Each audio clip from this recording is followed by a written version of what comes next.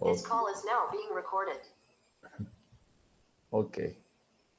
Bom, isso que a gente fez na aula passada, né?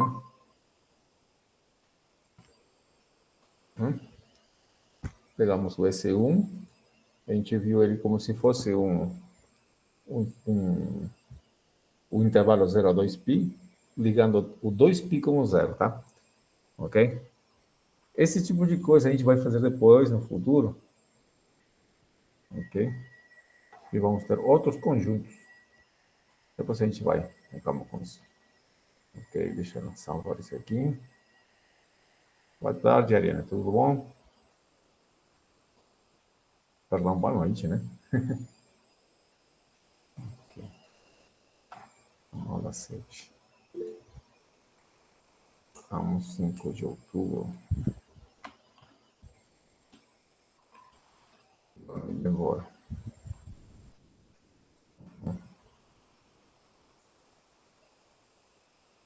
Que bom, que bom. Tá, vamos lá. Então, isso que a gente fez na aula passada, né? Ok, hoje vamos continuar. Opa. Então, nós conseguimos ver, a gente lembrando isso aqui, né? Que essa função aqui, bem simples, né? F de θ igual a 2θ, tem pontos periódicos, na verdade, infinitos pontos periódicos. Ok? Eu vou tentar fazer outra forma de enxergar isso aqui. Ok? Veja só, vamos fazer assim, no Paint mesmo. Ok, preste atenção aqui agora. Isso aqui é interessantíssimo.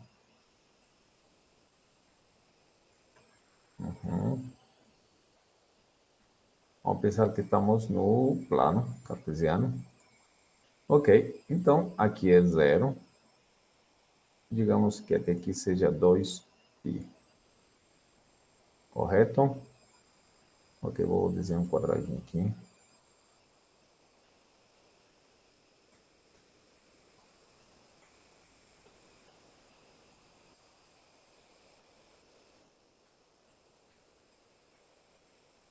Bom, eu gostaria que você me diga qual é o gráfico da função, essa função que a gente colocou, f de θ.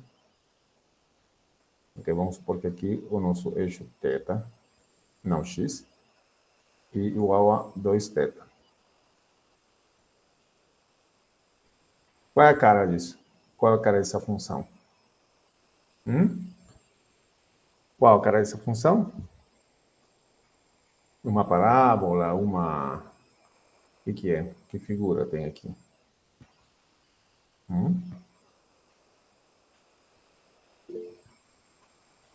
F de θ igual a 2θ?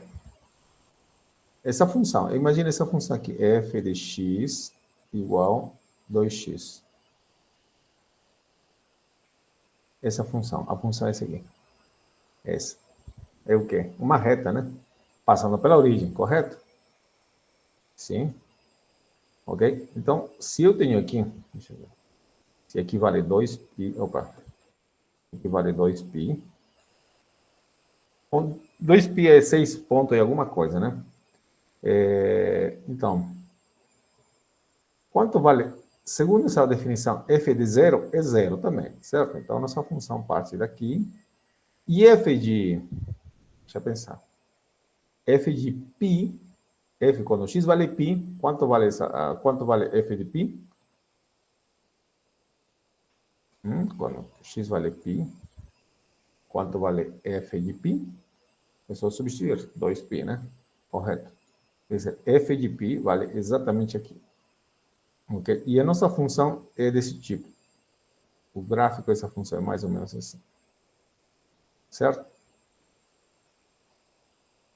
Só que nós estamos vivendo um mundo interessante.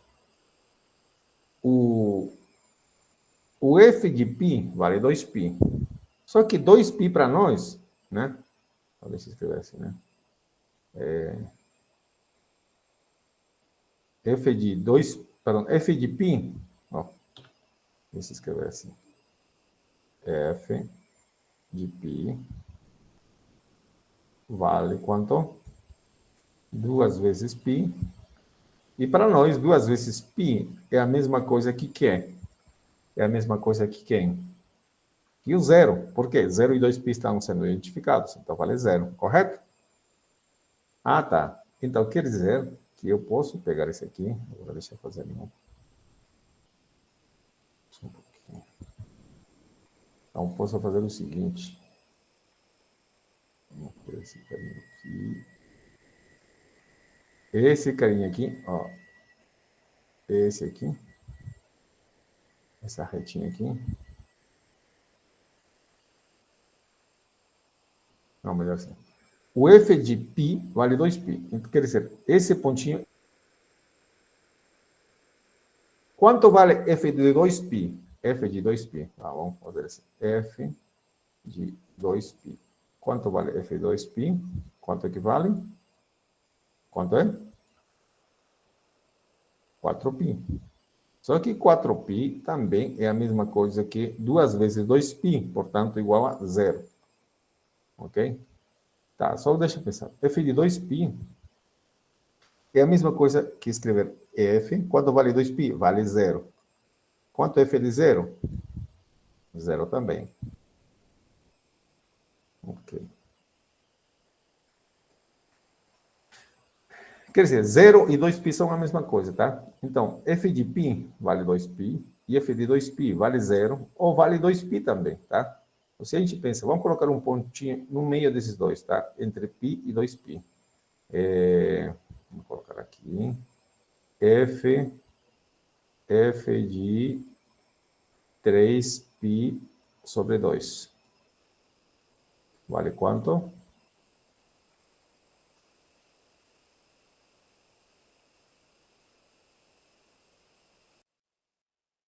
3 vezes π. Bom, então, o que a gente pode fazer? 3π é a mesma coisa que 2 vezes π mais π.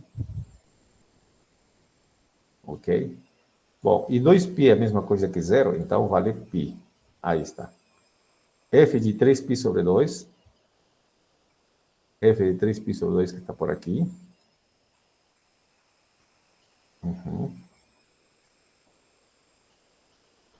Tá certo? Aqui está π sobre 2. Π sobre 2. Opa. Aqui está π sobre 2. Isto aqui 2 vezes π sobre 2. Isso aqui 3π sobre 2, né? Então, f de 3π sobre 2, opa, é a mesma coisa que π. Então, a imagem desse aqui, de 3π sobre 2, está aqui. É esse aqui. Então, se você pensa bonitinho, f de π vale 2π, ou também a mesma coisa que zero. F de 3π sobre 2 vale esse valor, π. Ok? Então, na verdade, o gráfico vai ser uma coisa assim. Ok? Isso que a gente vai ganhar. Ok? Se a gente vê o círculo S1, a gente vê como se fosse o segmento 0 e 2π, o gráfico mais ou menos seria uma coisa assim, uma reta, mas como a partir daqui, isso aqui vai se repetir aqui embaixo, ele continua aqui embaixo, e assim vai.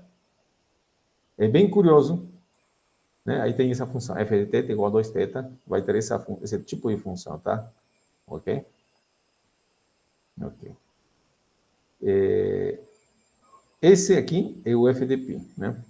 O único ponto fixo, perdão, quantos pontos fixos tem esse gráfico? Se você pensa em pontos fixos, são os pontos... Opa!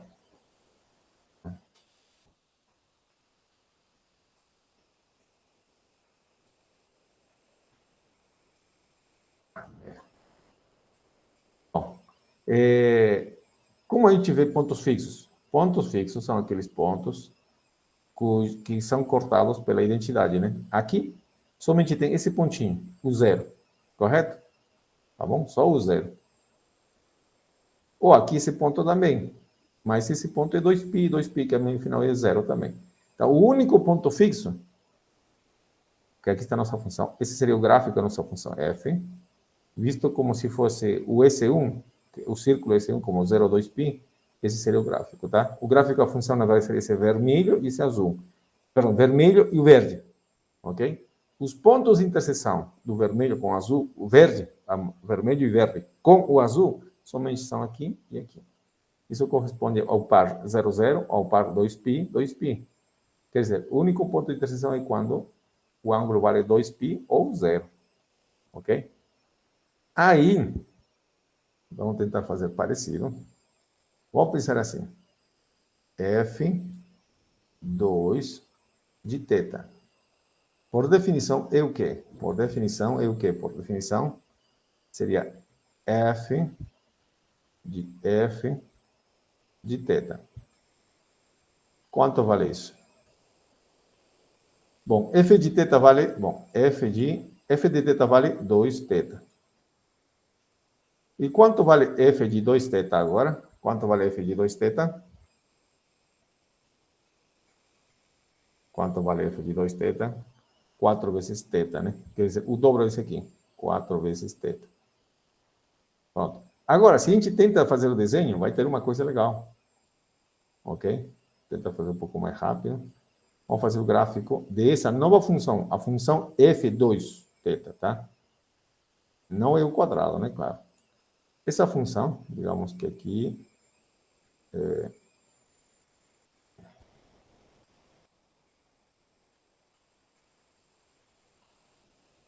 Aí está. Como é o gráfico dessa função? Essa nova função, f2 de θ, esse aqui. Essa função aqui, esse aqui. Como é que o gráfico dessa função? É de novo 4θ, é como se fosse assim, né? É uma nova função, tá? É uma nova função, chama de g de x. Opa. Igual a 4, né? F de θ, ou g de θ, seria 4θ. Ó, essa função seria 4x. E como é essa função? Qual é o gráfico dessa nova função? Desse aqui. Né? Se aqui fosse x, né? Qual é o gráfico dessa função? Qual é o gráfico dessa função? Como é o gráfico? De novo, uma reta. Isso aí. Uma reta. Só que, vamos fazer, olha só. Agora, aqui está 2π. 2π de novo. Quanto vale f de 0? Quer dizer, f2 de 0, né? f2 de 0 vale 4 vezes 0. Então, aqui fica aqui. Quanto vale? Vamos dividir agora em π. E agora veja o que vai acontecer. Vai acontecer uma maravilha legal, legal. Π sobre 2. E agora 3π sobre 2.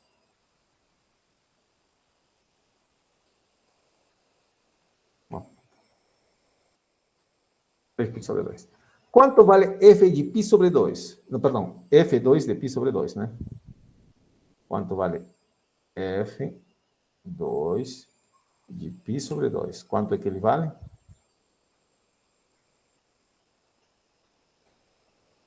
Seria 4 vezes esse, 2π.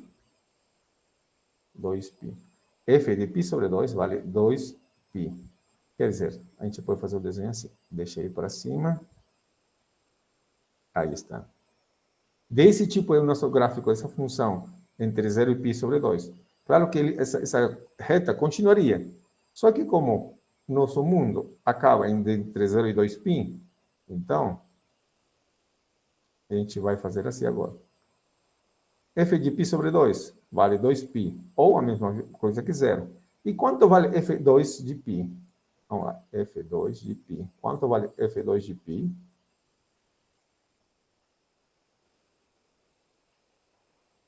4π. Que é a mesma coisa que dobra de 2π, né? Ok? Se você pensa, 4 vezes π, né? Ele pode ser escrito assim.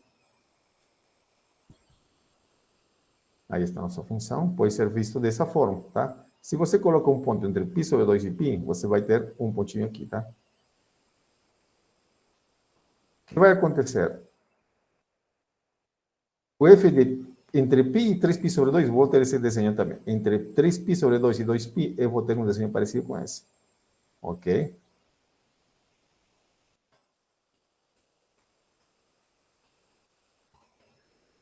Ok, ver isso. Então, o que a gente vai ganhar? A gente vai ganhar um grafiquinho dessa forma.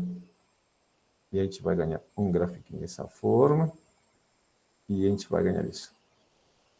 Agora, a pergunta bem natural, né, que a gente esperava. Quantos pontos fixos tem essa nova função? Quantos pontos fixos tem essa nova função, pô? Quantos pontos fixos? A gente sabe, a gente fez isso na aula passada, né? Quantos pontos fixos tem essa aqui? Quantos pontos fixos? Deixa eu ver. Vamos lá. Quando n vale 2, né? Quando n vale 2, é só fazer a continha, né? Aqui, quando n vale 2, seria, aqui está. Temos 2n, então 2 elevado ao 4 menos 1. 3 pontos fixos, né? Essa nova função, quando n vale 2, vai ter 4 pontos fixos. Portanto, a primeira função, a função f, tem 4 pontos periódicos, tá? Né? Tá, vamos ver se isso acontece aqui no nosso desenho. Como sei os pontos gráficos? Como calculo? É só fazer isso aqui. Opa. Como ela intersecta a identidade. Quantos pontos fixos vou encontrar? Ah, os pontos fixos que eu vou encontrar vão ser esses aqui. E o que vai corresponder a esse, o que vai corresponder a esse, e pronto. E esse também. Tenho 3 pontos fixos. Esse aqui, esse ponto, essa interseção, corresponde a esse ponto que está aqui. Quer dizer, a imagem desse ponto, não sei qual é, a imagem desse ponto me dá exatamente o mesmo ponto. A imagem desse outro ponto aqui dá exatamente o mesmo ponto. E a imagem de 2π dá 2π, né? Essa é fácil. Mas a imagem desse ponto aqui, não sei quem é, dá o mesmo ponto. Eu tenho eu teria os pontos fixos esse e esse. E o 0, 0 também. O 0 também. Por quê? A imagem do 0 dá 0 também.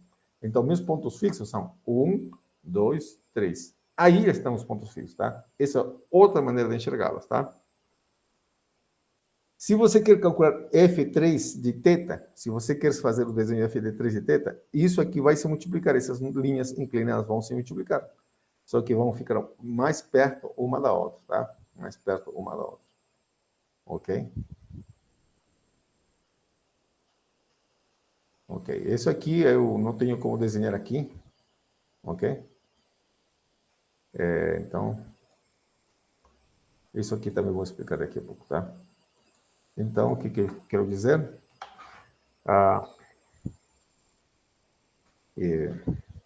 Podemos visualizar os pontos periódicos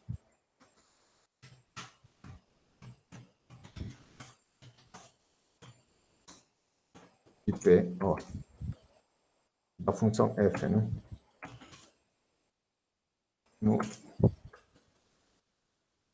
Deixa eu copiar esse aqui, esse desenho aqui.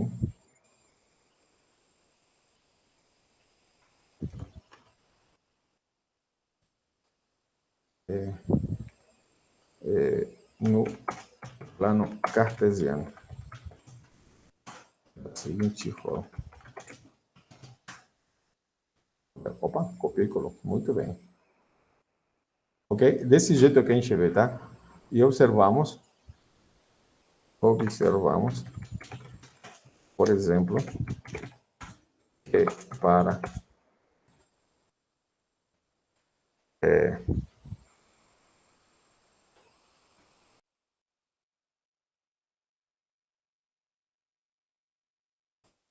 então, observamos, por exemplo, que para n igual a 2,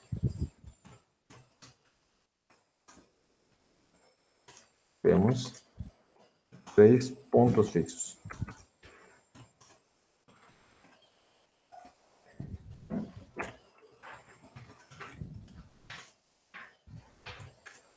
Para a nossa função f2, né? Isso é a mesma coisa que ter 3 pontos fixos. Opa, temos 3 pontos fixos para f2. ok? Ou 3 pontos periódicos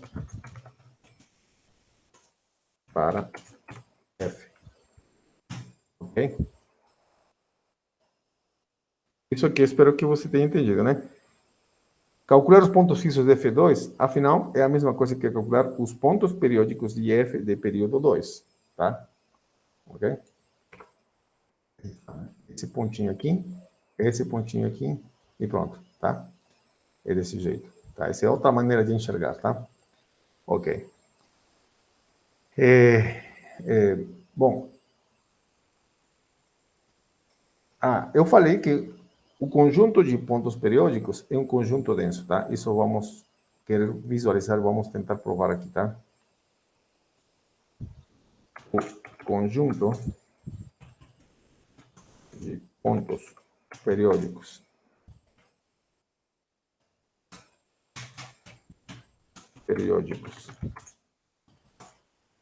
de F, a gente denotou assim, né? Periódicos, não.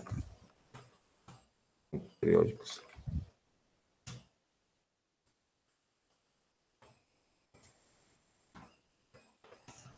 É denso em esse um círculo, tá? Bom, eu não sei se você sabe a definição de conjunto denso. Alguém sabe aqui? Ariane, Gustavo, Gessiária, já viram essa definição? O que é conjunto denso? Não?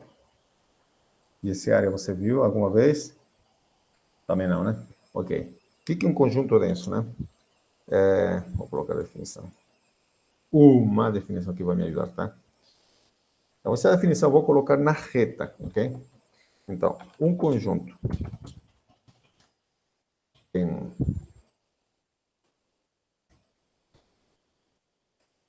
Vou colocar em R mesmo, tá? Depois vou generalizar isso. Um conjunto dentro de R, em R, é um subconjunto, né? Então, um subconjunto. Professor, isso vai me servir? Bom, matematicamente, sim, vai te servir e muito, tá? Um subconjunto em R. Vamos chamar esse aqui um subconjunto A de R. Vamos colocar aqui. A reta real, tá? É denso em R, né? Depois vou mudar isso aqui, tá? Sim. Para todo intervalo aberto, não, melhor, para todo elemento x que esteja em S, em R, em A, que esteja em A,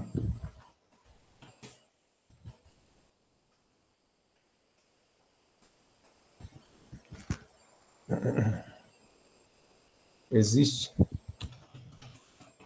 um intervalo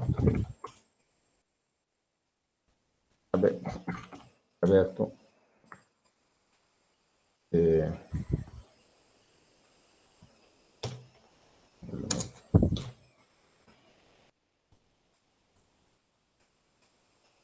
se para todo, desculpa, se para todo intervalo aberto em R,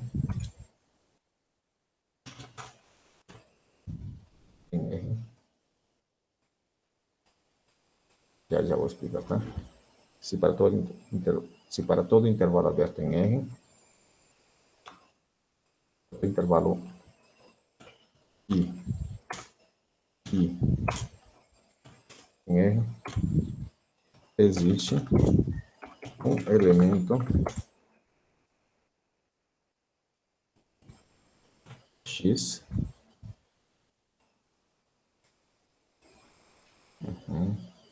que está em A e, além disso, o x também está em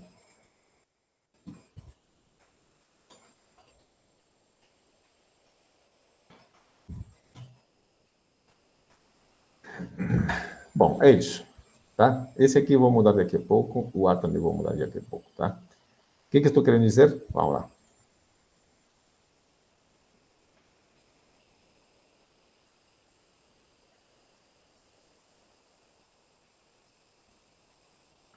O que é um conjunto denso dentro de outro?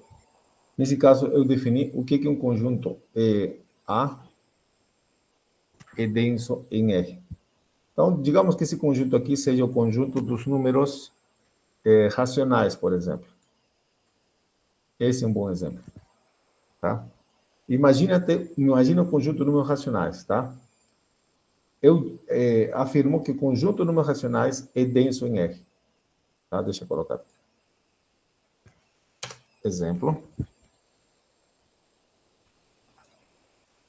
O conjunto dos números racionais. A gente denota com a letrinha Q. É denso em R.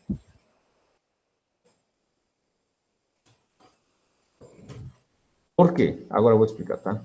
Então, digamos que o conjunto A seja o conjunto de números racionais. Você sabe o que é um número racional? Isso, eu, pelo menos, acho que você sabe, ou não? Você sabe que é conjunto racional? Todos os três que estão aqui, Ariane, Gustavo, Gesséria, vocês sabem o que é um número racional? Sim? Sim, né? Ariane. Ok, perfeito. O número racional, então você sabe, né?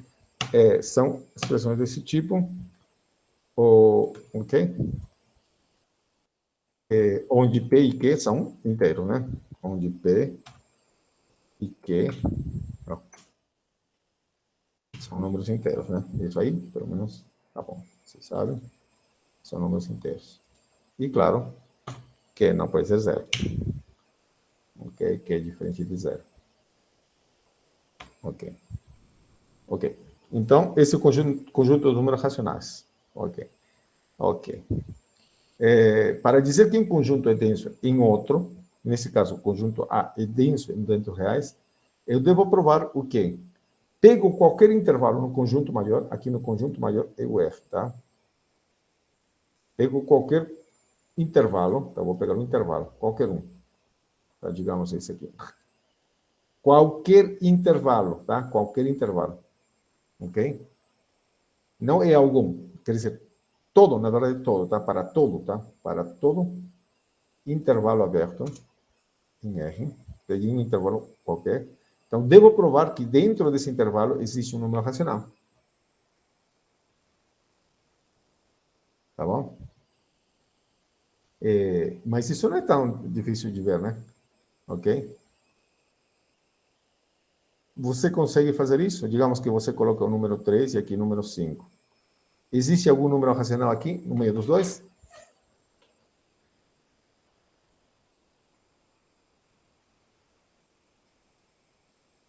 Existe um número racional dentro de 3 e 5? Existe, né? Certo? Existe um monte, tá certo? Todo mundo concorda? E digamos que eu coloque assim, entre 3 e 3,5. Existe número racional? Entre 3 e 3,5, existe número racional?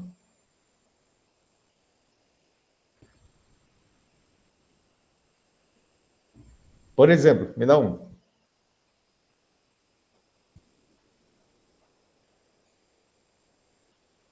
Dá um exemplo aí.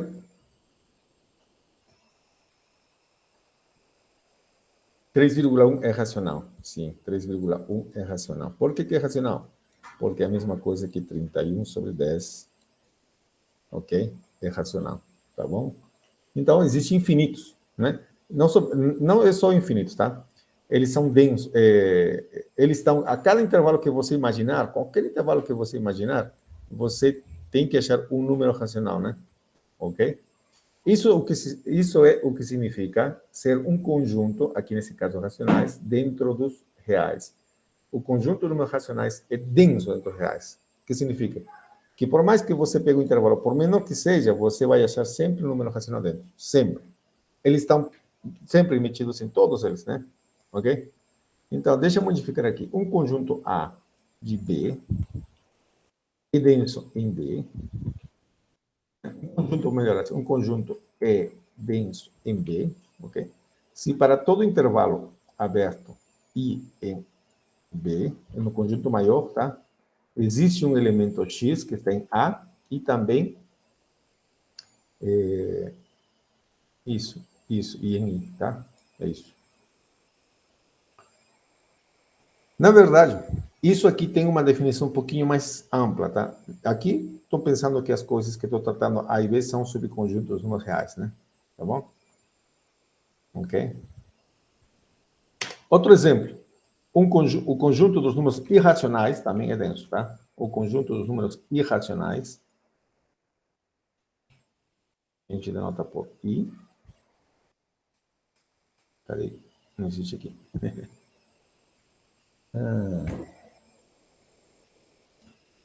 Bom, não. O conjunto de números irracionais, que a gente pode escrever assim, menos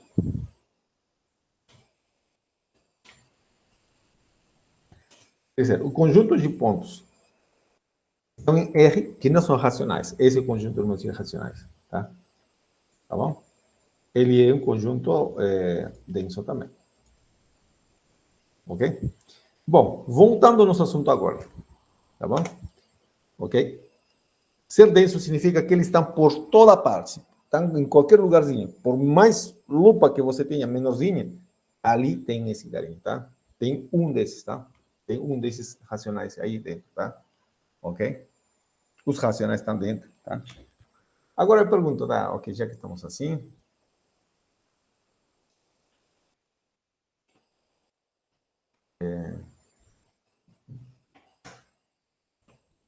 o conjunto dos números naturais é denso. Tem R? E aí, o que você acha? Conjunto de números naturais agora. É denso em R? E aí, o que vocês acham de Essiária e Ariane? Vocês acham que sim?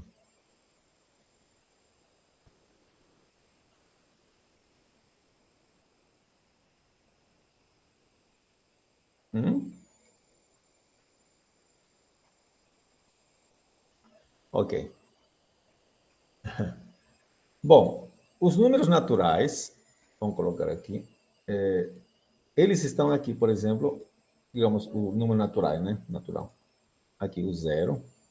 Bom, dependendo quem defina também, né? O 2, o 3, o 4, certo? 5. Eles estão separadinhos, tá? Separadinhos, tá?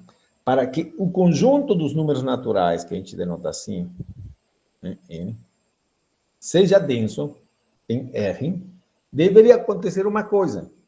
Para qualquer intervalo que eu imaginar, qualquer intervalo, tá? Sempre dentro desse intervalo teria que existir um número natural. Isso é possível? Hum?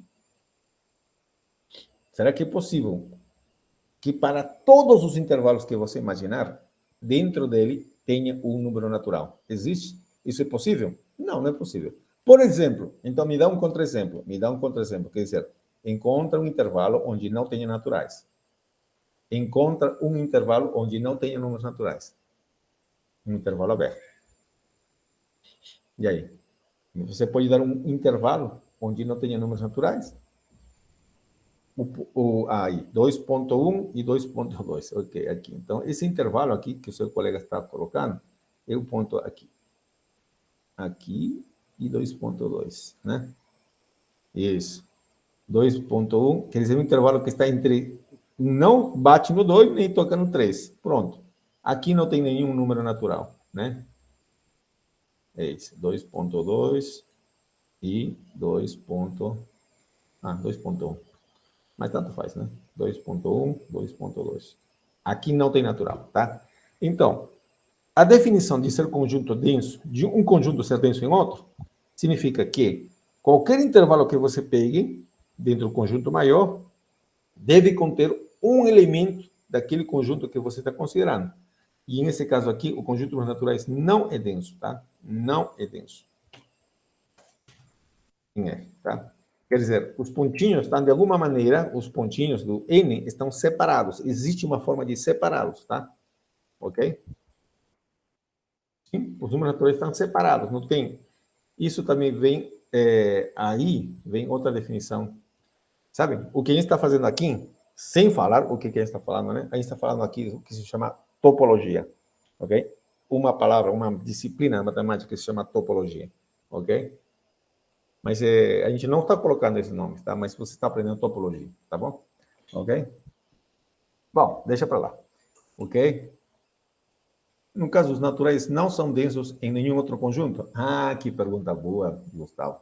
Sabe? Tem uma coisa trivial. Os naturais são densos, sabe onde? Dentro dele mesmo. Mas aí, professor, como defino o intervalo aberto? Como defino um conjunto aberto? Bom, aí você teria que redefinir o que é um conjunto aberto, né? Você está fazendo uma pergunta que é já mais topológica mesmo, né? O que é um conjunto aberto? Tá bom? Por enquanto, os nossos conjuntos abertos são o que você sabia, né? O intervalinho aberto, tá? Ok? Por enquanto, né? Ok? Esse assunto que você me perguntou já nos faz pensar o que é um conjunto aberto, de forma geral, né? Ok? Isso é visto no que se chama em topologia. Não é nada difícil, tá? Ok? Ok. Então, para que eu falei tanto isso? Para o quê? Para tentar provar isso aqui. O conjunto de pontos periódicos de F é denso em S1. Ah, agora sim, tá bom? Faz sentido o que a gente quer fazer, tá? Então, já tirar isso aqui e colocar aqui embaixo. Aqui, colocar como proposição aqui. Ok, tira isso aqui. Opa. Então, isso que vamos querer provar aqui. Bom, como que a gente vai... Não vou provar, porque senão a gente vai perder um pouquinho, muito de tempo aqui. Lembra da última vez, e eu acho que eu vou convencer vocês, a gente viu como é que estavam distribuídos os pontos periódicos. Quantos pontos periódicos de período 2 tínhamos para a nossa função, tá? Nossa função, lembra nossa função? F de θ, agora no círculo, tá? F de θ igual a 2θ. Quantos pontos periódicos 2? 3. Quantos pontos periódicos de período 3? Quantos pontos periódicos de período 3 temos? 7, né? E assim vai, né? E os pontos periódicos, como você viu na aula passada, era assim. O ponto fixo sempre era ponto periódico de qualquer período. Período 1, 2, 3. Mas depois, os outros pontos periódicos, quando a gente tinha pontos periódicos de período 2, estavam bonitinhamente distribuídos em um triângulo. E um triângulo é equilátero mesmo, tá? Bonitinho mesmo, ok? O que a gente viu são, o que a gente disse, comentou pelo menos, são as raízes da unidade dentro do que se chama números complexos. Eles estão aqui, esse, ok? Ok, então eles já são pontos periódicos. Mas se eu tenho pontos de período 3, meu círculo se divide em 7 pedaços. Não mais que esses 3. Então vai vir aqui mais outro. Opa. Digamos aqui, aqui tem 1, 2, 3, 4, 5, 6, não. Dividir errado. 1, por aqui, por aqui, por aqui, por aqui. Não está bem distribuído, né? Aqui também, ele mesmo. 1, 2, 3, 4, 5, né? Bom, não sei calcular, né? 1, 2, 3, 4, 5, 6. Digamos isso, tá? E está perfeitamente distribuído, tá? Ok? Quando você tem N grande, seus pontos periódicos aumentam, tá? Eles aumentam. E eles estão bem distribuídos, equidistribuídos, tá? Quanto maior for o número N, que vai acontecer? Os pontos periódicos estão mais perto uns dos outros. Concordam?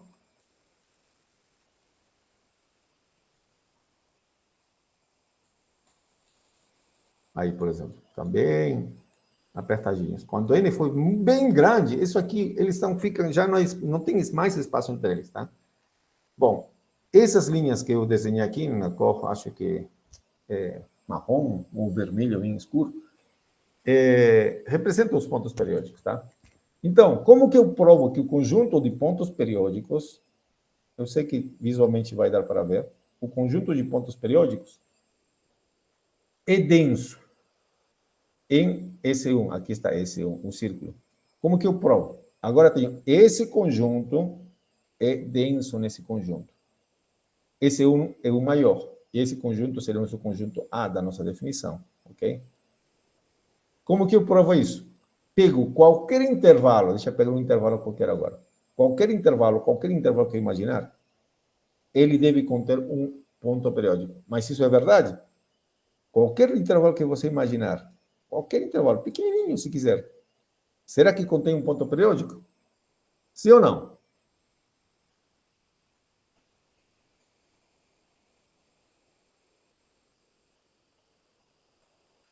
Isso. Quando n vai para infinito, o que vai acontecer? A distância entre dois pontos periódicos vai para zero. Então, né? Então, deixa eu escrever em palavras, mais ou menos, né? Ok. A demonstração seria assim, né? Isso vai ser uma ideia da demonstração, tá? Mas depois a gente faz com calma, bem feito, né? Ok. O que a gente vai dizer? Ok. Tomemos um intervalo arbitrário. Ou nesse caso, estou falando intervalo dentro do S1, tá? E acho que todo mundo tem ideia aqui que é qual o intervalo, tá? Dentro do S1, tá? Dentro de S1. Intervalo aberto. Okay? O que vai acontecer? Então, tem um intervalo aberto em S1, ele deve ter um tamanho, correto? Ele deve ter um tamanho, tá? Digamos, o tamanho dele seja um tamanho, né? Okay. Digamos que o tamanho dele seja, sei lá, um número epsilon, né? Um número, né? R, tá? R. Maior que zero. Por que maior que zero? Bom, estou falando de um intervalo que tenha dois extremos, né? Não estou falando de um intervalo que tenha um ponto, né? Ok? Ok? Aqui está o tamanho dele R, tá bom? Então, para N grande, como vimos anteriormente,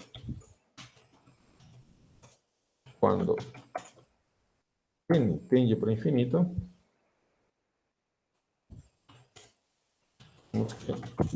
a distância entre os pontos periódicos tende a zero. Ok?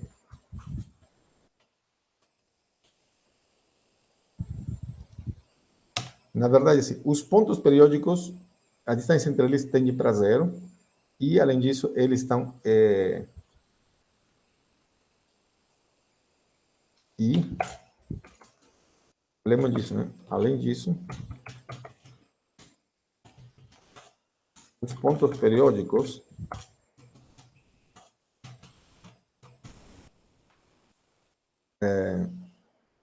são, como se diz, distribuídos, né? De forma...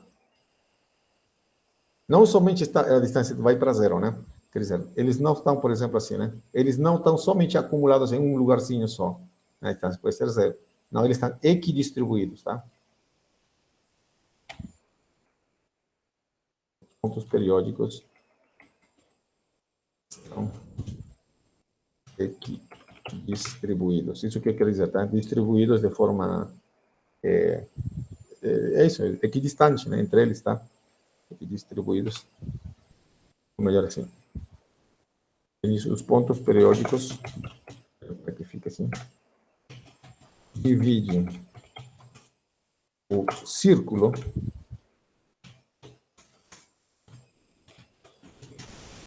S1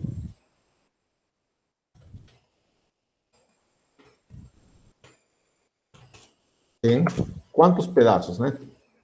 Eu tinha pontos periódicos de período 2, dividia 1, 2, em 3 pedaços também. Então, vai dividir em N pedaços também, né?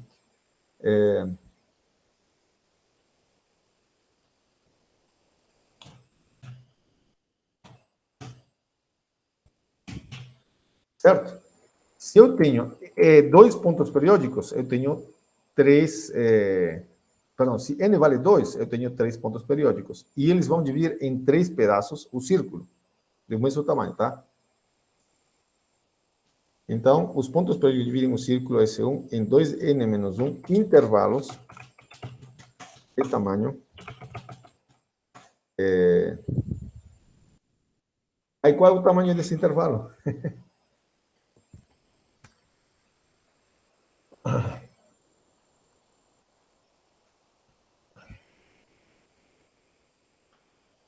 Vai tender para zero, né? Uhum. Se o círculo mede 2π, então vai ser assim. O círculo mede 2π, né? Vai ser dividido dessa maneira. Ficou exato. Agora sim. Tá bom? Concordam? Concordam? Esse número aqui. Porque o círculo mede quanto? O tamanho, né? O tamanho do círculo, 2π, correto?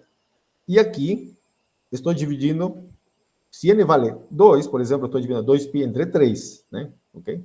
E dá para ver que isso aqui vai para zero, correto? Quando n vai para o infinito. Aí está, ficou claro, tá bom? Ok? Então, os pontos periódicos dividem o círculo S1 em 2n-1 intervalos de tamanho desse tamanho, ok? Bom, com certeza, esse número, eu posso escolher um n tão grande, de tal maneira que os extremos, né? Assim, podemos escolher um n grande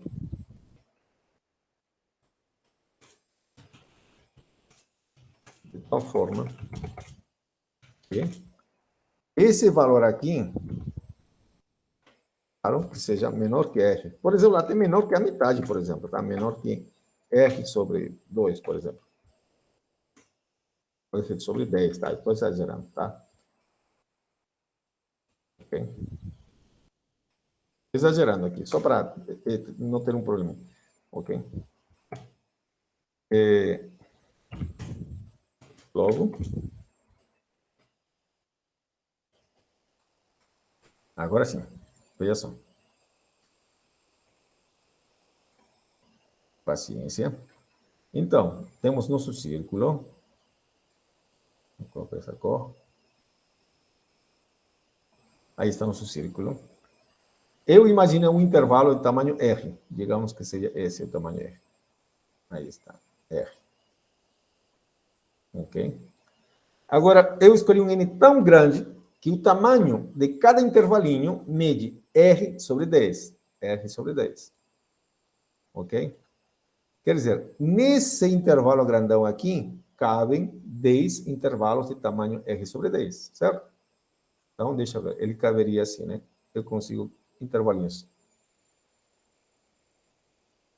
10, tá? Eu não consigo colocar 10 aqui. Mas esses pontinhos vermelhos que você está pegando, pelo menos um. Deixa eu aumentar aqui. Aqui. Esse pontinho vermelho, por exemplo, esse intervalinho aqui, esse intervalinho aqui, esse intervalo aqui, esse aqui, esse intervalinho aqui, por exemplo, ele está inteiramente contido no intervalo que eu imaginei, tá? Aqui está o nosso intervalo inicial, tá? O que a gente fez? Toma um intervalo aberto, intervalo arbitrário, digamos, I, em esse 1. Aí está nosso intervalo I. Esse vai ser nosso, perdão, esse vai ser nosso intervalo I. Esse é o intervalo I de tamanho R, maior que zero, eu consigo encontrar um subintervalo dentro dele de tamanho R sobre 10, tá? Esse tem tamanho R sobre 10. Só que a grande vantagem é a seguinte: esse subintervalo de tamanho menor que R sobre 10 tem uma vantagem, tá? Os extremos, esses vermelhinhos que eu coloquei, são pontos periódicos, tá?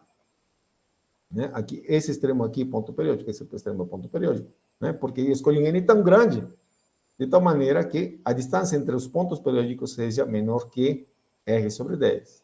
E aí está, né? Logo, como os extremos e vários intervalos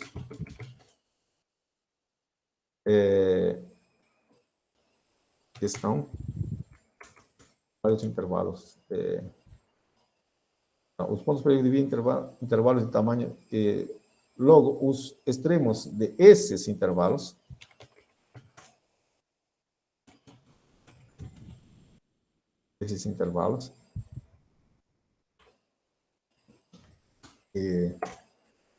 estão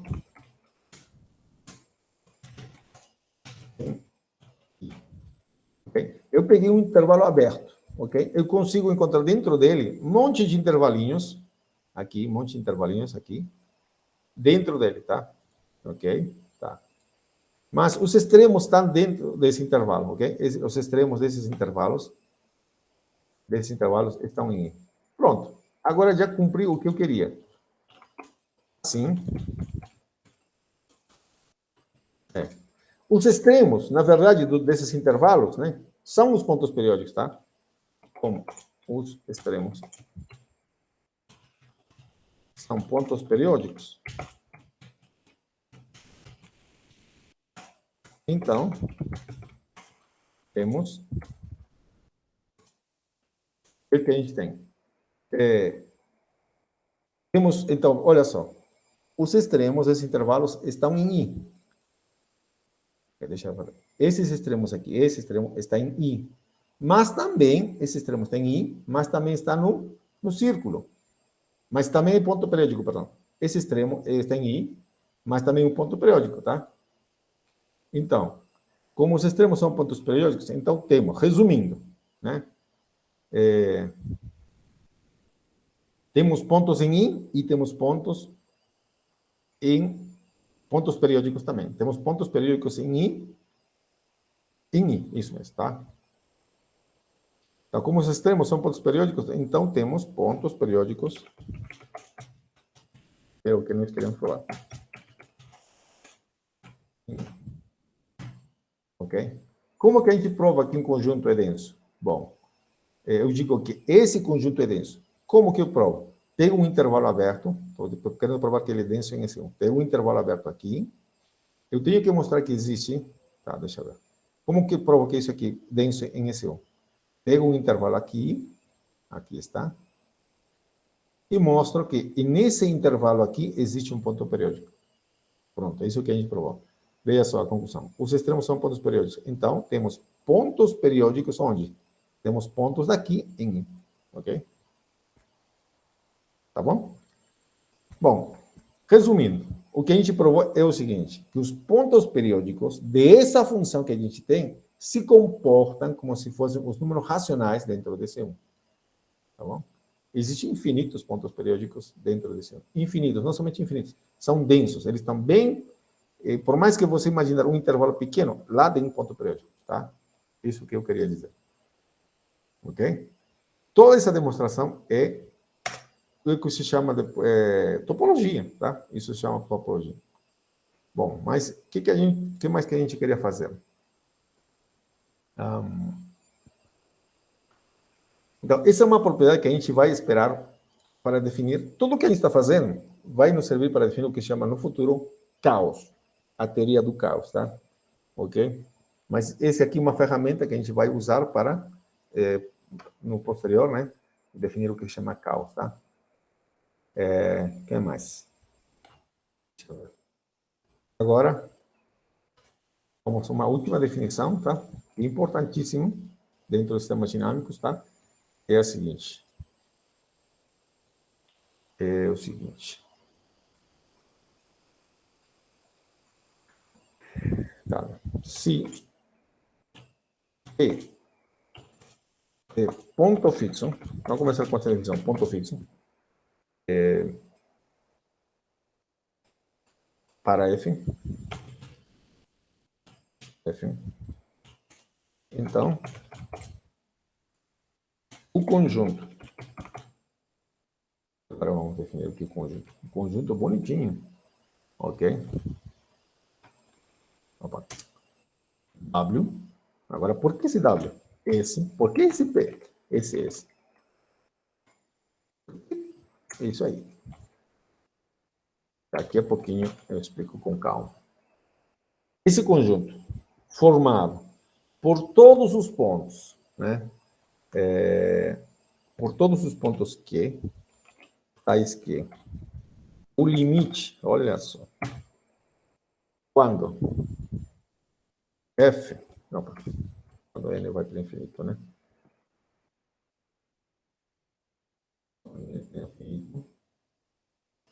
De quem?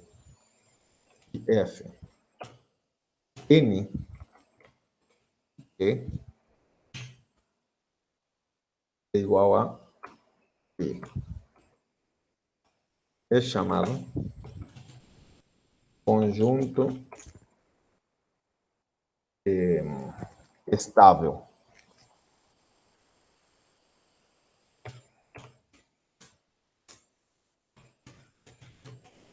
De P.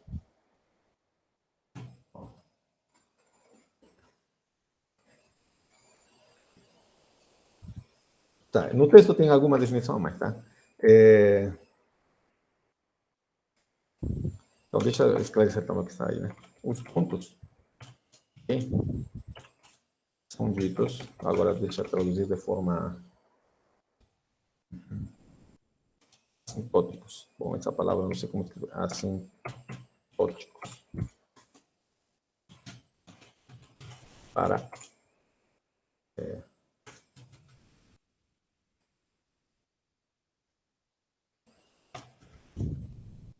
assintóticos para frente. Me falhou essa frase que eu vou escrever aqui. Asintóticos. Olha, essa tradução livre que eu estou fazendo, tá? Eu não sei como traduzir em português aqui. Ok? Asintóticos. Acho que é assim, tá? Asintóticos para frente. Quer dizer, pontos que convergem, que se aproximam de P no futuro. Isso que está dizendo, tá? O conjunto de pontos que se aproximam de P vão se chamar dessa maneira, tá? Assintótico para frente, para P. Não vou usar muito essa notação, o texto usa, tá? Ok? Mas o que quer dizer isso? O conjunto, esse aqui W, é uma tradição, tá?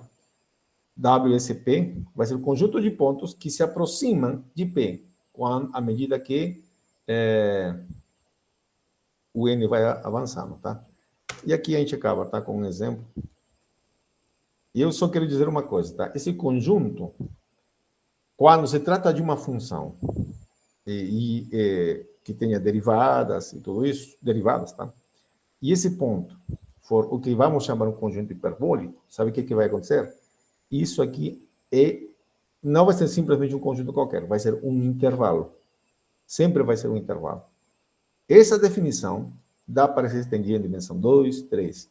Esse conjunto, existe um teorema que vai dizer que esse conjunto aqui vai ser o que se chama bom, em dimensão maior vai ser uma curva, já não vai ser somente um intervalo, vai ser uma curva, ou vai ser uma superfície, ou alguma coisa de dimensão 3. Quer dizer, o que depois a gente vai chamar de uma variedade, tá? Uma variedade, tá? Mas isso é um assunto para matemática um pouquinho mais na frente, tá? Mas não se preocupe, não é nada demais. Bom, então vamos escrever um exemplo aqui, e a gente acaba com isso, eu prometo, tá? É o seguinte, tá? Por exemplo, né? Eu coloquei exemplo, né? A nossa função aqui,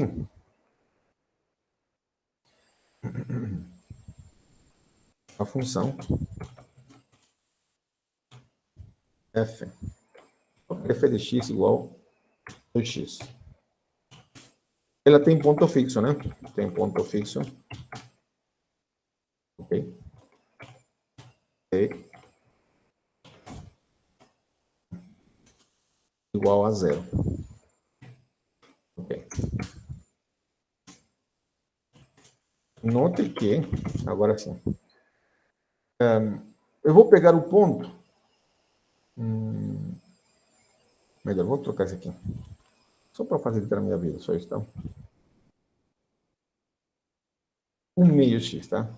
Também tem ponto fixo, é igual a zero, tá? Quanto vale isso? Vou colocar assim. Note que, agora veja só.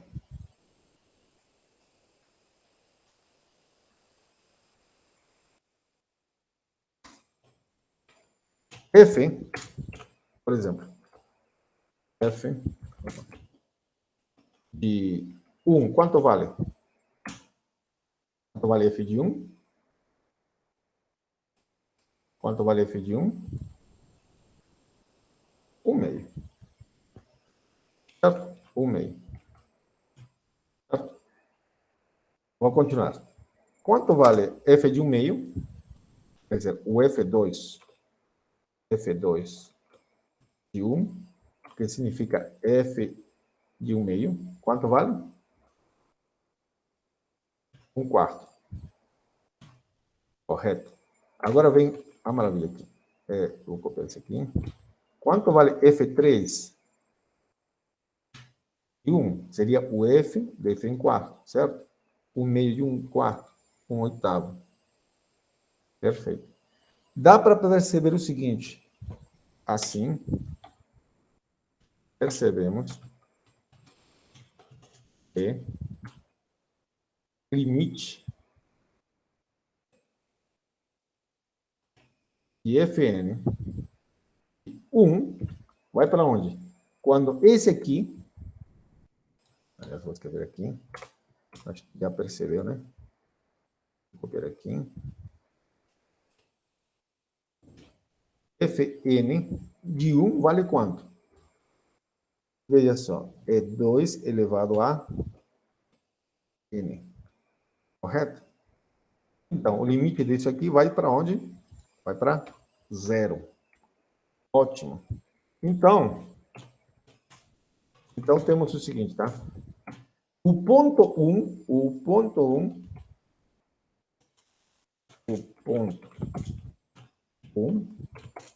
está no conjunto estável de zero.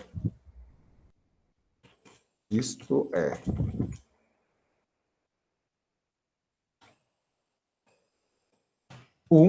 pertence ao conjunto estável do zero. Tá bom? Pergunta para vocês: existe algum outro ponto? Vocês sabem se existe algum outro ponto que esteja no conjunto estável? No conjunto estável de zero? Será que existe algum outro ponto? Será que existe algum outro ponto cuja órbita, veja, isso aqui é a órbita, tá? Essa é a órbita de 1. A órbita de 1 está se aproximando do zero. Será que existe algum outro ponto cuja órbita se aproxima do zero? O que vocês acham? Existe ou não existe? Será que existe algum outro ponto cuja órbita se aproxima do zero? Por exemplo, se eu peguei 1, né, o número 1. Se eu pego o número 2, qualquer número entre 0 e 1, não, qualquer número, né? O zero também, né? O zero também está dentro do conjunto estável, né? F de 0 é 0, F de 0 é 0, F de 0 é 0. O zero também é um ponto que está no conjunto estável. Será que existe algum outro conjunto, perdão, outro ponto que está, um ponto qualquer, tá? Qualquer ponto que esteja no conjunto estável,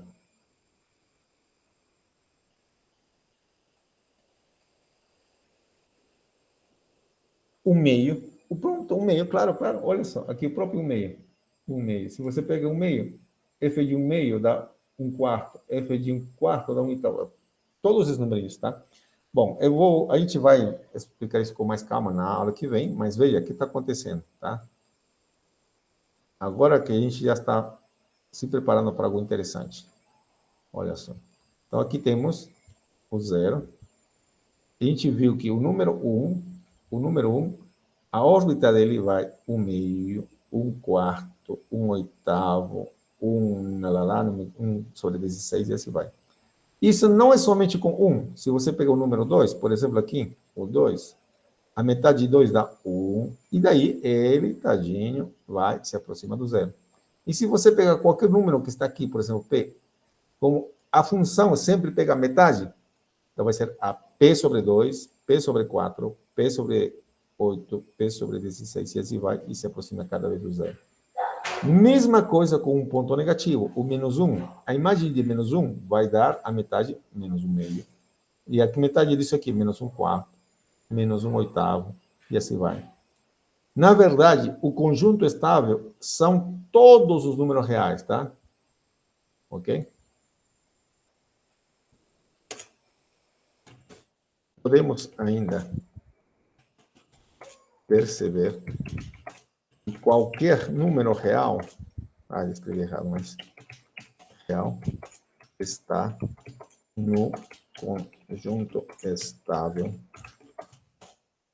de 0. Tá bom? Ok. Bom, então agora sim, nas aulas que vêm, as perguntas vão ser naturais. Que conjuntos que pontos estão no conjunto estável de alguma função? Eu peguei uma função simples, entre aspas, tá? 1 meio de x. E com isso a gente pode analisar mais coisas, tá? Pense em outra função, f de x igual a 1 sobre 3, ou x sobre 3, né? Ou pense em outra função do tipo 2x, por exemplo, que eu coloquei, mas não, eu apaguei depois. O que acontece com esse conjunto, tá bom? Então, é isso, a nossa aula de hoje. A aula que vem a gente vai definir o que se chama conjunto estável para um ponto periódico, conjunto instável, ok? Que é bem parecido com isso, tá bom? E é isso. No meio desse caminho, a derivada vai ter um papel importantíssimo, tá? Vai ter um papel importantíssimo, ok? Então, no texto, vocês têm vários exercícios sobre isso, tá? Ok? Então é isso, ok? Se tiverem perguntas, podem fazer, se não, a gente fica até a próxima. E depois, nessa semana, eu vou entrar em contato com vocês, né? Porque a gente já tem uns projetos e eu quero passar para vocês os projetos de iniciação mesmo, né? Qual vai ser o seu objetivo, qual vai ser o seu assunto que você vai tratar, tá bom? É isso. Eu procuro vocês, tá? Então, deixa eu tirar a gravação.